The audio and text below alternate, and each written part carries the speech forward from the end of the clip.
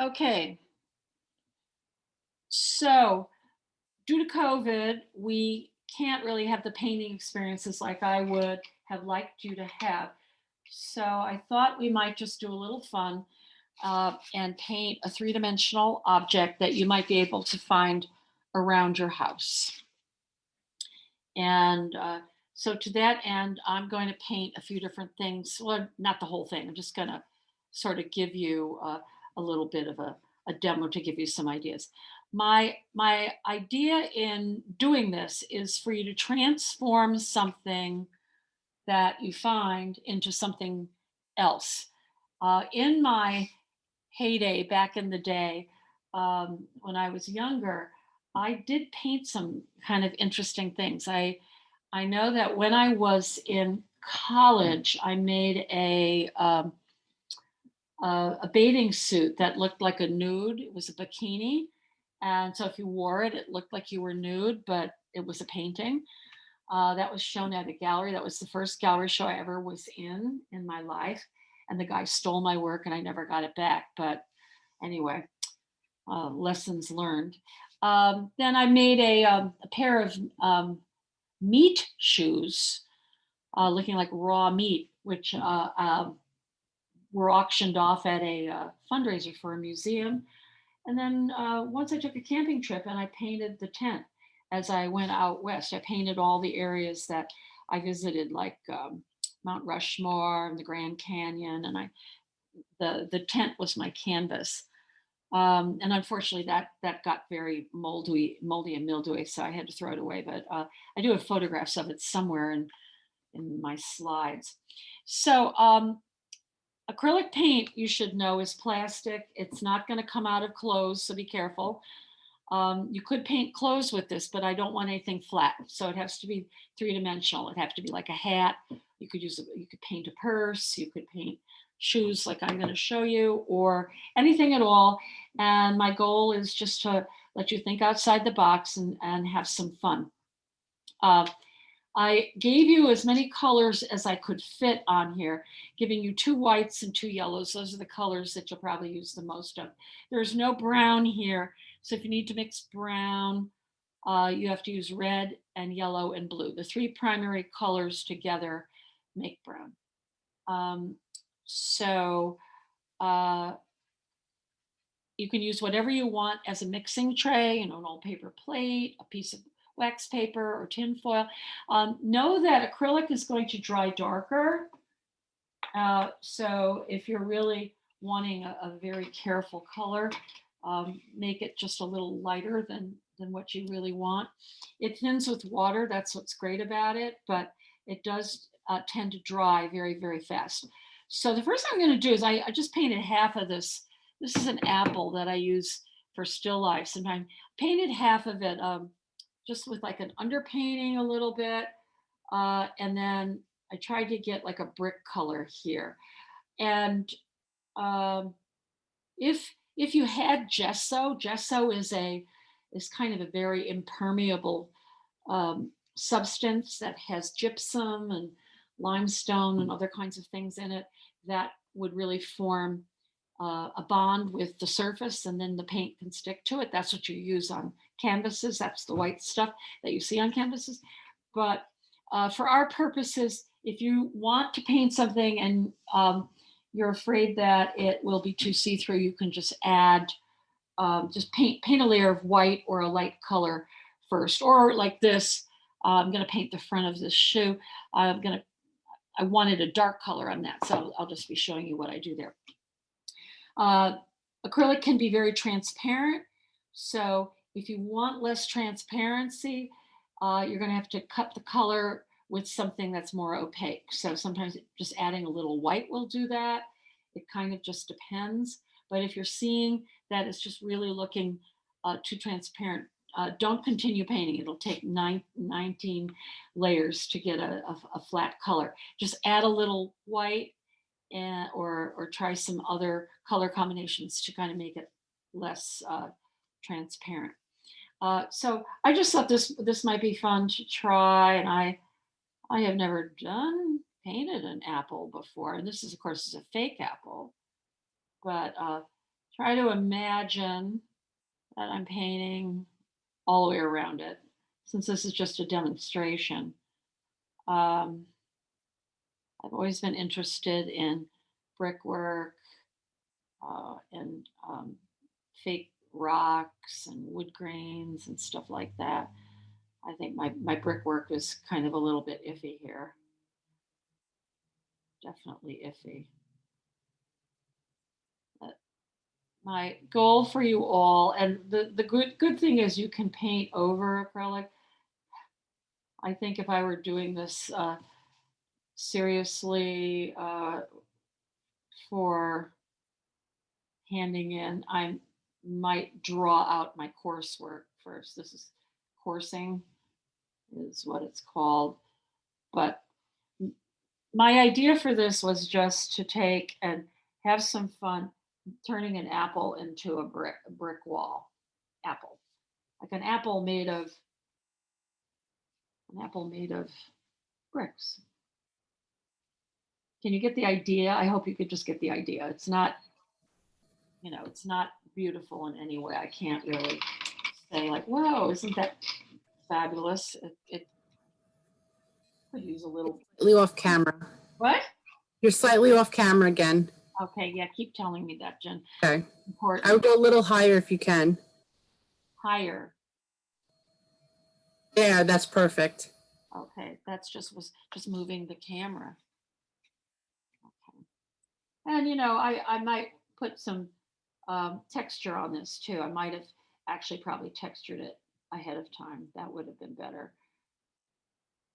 The idea is that I'm just asking you paint something that changes what it is or what the surface is. I hope that's the worst one of all of them. This one, I just had an idea that might be fun. We'll see. This was a vase I found in my basement, and it had chipped off some, I don't know, it wasn't really a glaze. It's made of glass. So I painted it white, then I painted yellow over it. I like the shape of it, though, and I thought I might do something kind of interesting here. So I have some black acrylic that I put in here, and I just hope you get the idea what the concept was. Let's see if I can do this better than my brick apple. Which is, I'm thinking,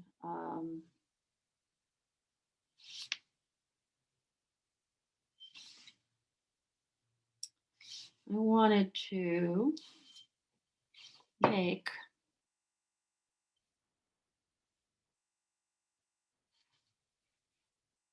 let's see.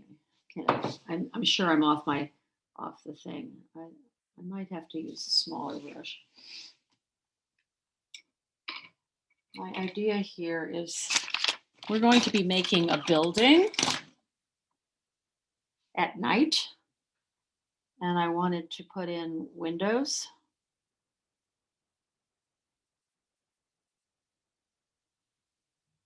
I guess the windows could get bigger as the building goes down here. Let's see if I can do this.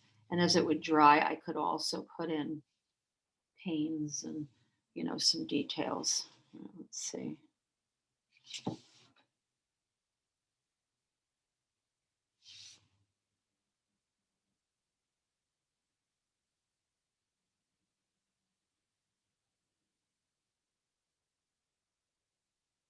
We could put little shadows in the windows and have people, I don't know, kissing or something like that. Little vignettes, kind of a la Roger Brown, if we wanted to.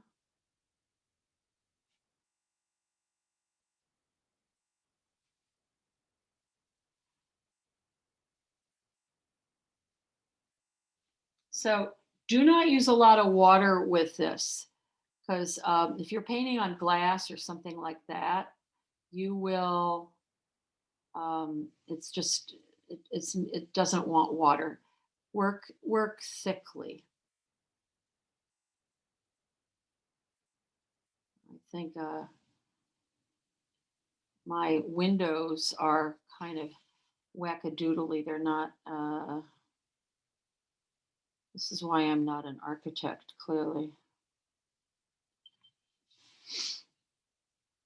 But the good news is you can just keep painting until you're happy because I can paint over everything. I think to really do a good job with this, I would have to draw all of my windows in like this first. And then maybe up here, I'll just have one here, maybe one there, and then take a brush and work around them to fill them in to kind of make them look like these nighttime. But can you see it's going to be a nighttime building, and the only yellow is going to be where the windows have lights on. Let me see if I can't get it up a little higher just to show you. I'll try to finish this week so that next week I can show it to you. You know, I'm very critical of that window right there. That's a terrible window. So here, let me just put some a little bit of at least make it a double hung window or something like that. So I mean, can you start to see it starting to look like a building a little bit? Yes, just a little. Somebody say yes. Yes, Okay. but you're off camera. What? You're off camera now. Yeah, That's perfect if you stay there. I need to put it closer to me. It's hard to work this far out from my table. Bad enough to have to paint while you're being recorded. But anyway, try to imagine this building all painted all the way around. And then the pièce de résistance. I did not have a gorilla, but I had an incredible Hulk that I painted brown. And he would be, of course, at the top of my building. Okay? You're supposed to laugh. That's supposed to be. All right. And lastly, shoe. So what I thought I would do here is paint some grass on this shoe, which is why I made it brown. So here, let's, I had painted my luggage with grass all over it, like it was growing. And whenever I went to the airport, I could always see my luggage because it was the only one that had grass painted on it. But my cat peed inside of it, and I could not. I had the mistake of leaving it open when I was unpacking, and he was so mad that I was gone that he peed in it, and I had to throw it out. That's a true story.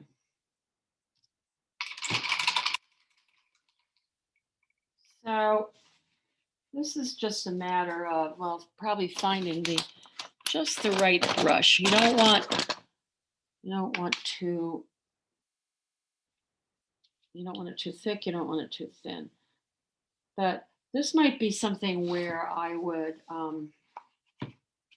again, let's see if I can do this in front of you.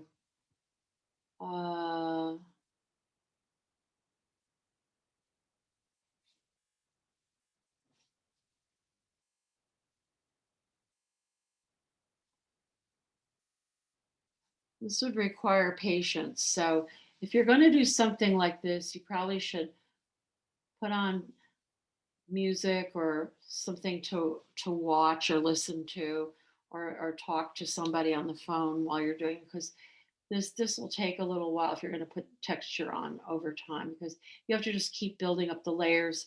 And then one thing that I also think is you need to also vary the color.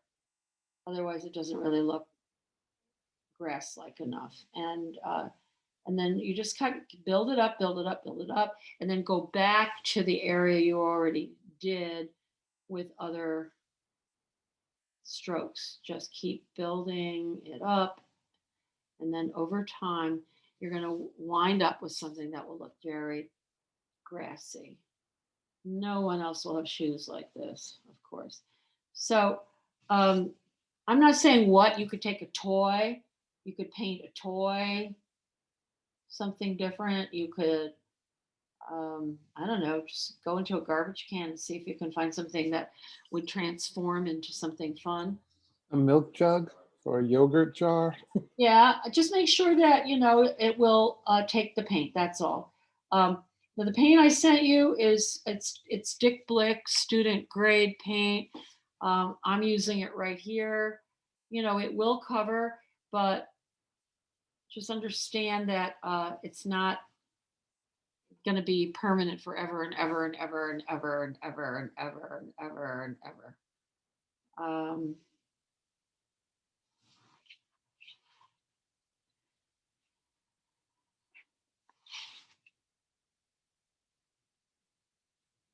Grass really does require a lot of patience.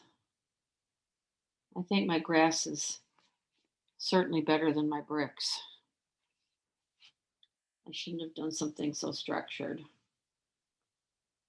But anyway, we learn by doing. That's what we do. So my goal for you is just to have some fun painting. If you were doing this with kids, they would have a ball doing this because they would probably just do all, you know, they could just do designs or make something abstract. But what's really fun is to try to transform it into something else. Like if we could really make the shoe look grassy, that would be a good thing. Um, there was a guy many years ago. I don't remember his name, but he would take a suit and he would put, I don't know, fertilizer or something on it, and then he would put seeds on it, and he would grow. I'm gonna put a little red in here to kind of darken my color. Um, he would grow grass onto this jacket, and then he'd wear it to art openings and things. It was quite something because they were like all these little sprouts of grass. It was very fragile. They would flake off a little and stuff, you know, but anyway, it was very interesting. All right. Well, I think you're getting the idea here. Can you see the idea? Just Yes. that you just take your time doing that. And I promise you, I will improve my building and make it look better than it does. Um, and I will definitely improve my bricks. My bricks really, they're so bad. I'm not even bringing them back up. That they're in hiding. They're totally in hiding. So one object doesn't like, even if you do a shoe, one shoe is fine. You don't have to do two shoes. I just want you to explore painting, the idea of trying to mix your colors, um, sort of layering things on. You know, you've obviously got to mix your own brown. You got to mix your own orange if you're going to use that. For orange, I would use the magenta. That'll make you a much better orange if you're going to make orange. Um, Red is sort of, this is a kind of more of an alizarin that's a little more deadly. You can see my black got all smushed up, but there is black there. And understand that the complementary colors, red and green, and blue and orange, and yellow and violet, will dull each other. So I got this duller color of green by putting a little of that red into this green to get that dull green. So just think about that and remember that if your paint is too transparent, make it a little more opaque, you know, because transparent paint isn't going to cover, and you really kind of want it to look good. Now, so for something like the grass, after this would dry, I probably would put some highlights on with white, but starting with the whole thing black, or not black, brown, was very helpful because then that gave me the base to work from. So I could come in with a little bit of, I could actually have used that. You can come in and then just do a little bit of highlights here and there as it dries, and then that would even pick up and look better over time. But this would have to just, and I'm not trying for you to do something that's going to take 99 years either. So you don't have to do grass. Please don't do grass, because grass does take a long time to do. But my goal is just that, it starts to look a little cool. But the buildup, it's just hours. It would take a couple hours to get this shoe properly looking like grass. So does anybody have any questions? No, thank you. Okay, so what I want to do is I'm going to stop the video, and then we'll talk about homework. Okay?